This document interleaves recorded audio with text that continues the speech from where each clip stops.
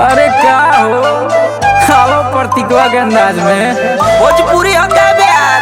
अरे ना रे हिंदी हो। तू तो रही ना तेरी मर्जी, अब हम कुछ करे वो मेरी मर्जी। दिन रात होगी बेबी भी साथ होगी, मौसम सुहाना में थोड़ी बरसात होगी। तूने जो दिया वो सजे सजे, इसकी बाढ़ की मजे मजे, इसकी बाढ़ की मजे मजे, इसकी बाढ़ की मजे, इसकी बाढ़ की मजे मजे, इसकी बाढ़ की मजे।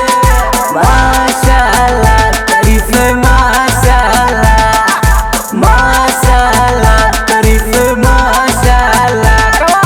पार्टी में रहेगा डबल बियर, साथ में रहेगी सेक्सी डियर।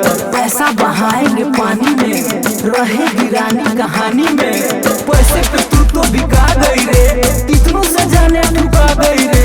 हम भी तो तुमसे कम नहीं रे, मारता हूँ मार रोज तजे तजे। इसकी बाढ़ की मजे मजे, इसकी बाढ़ की मजे मजे, इसकी बाढ़ की मजे, इसकी बाढ़ की मजे मजे, इसकी बाढ़ की मजे।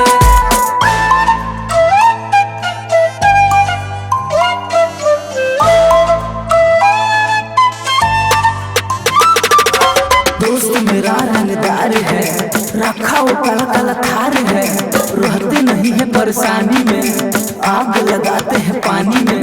घूमते हैं हम तो रात में, पिस्टल भी रखते हैं साथ में।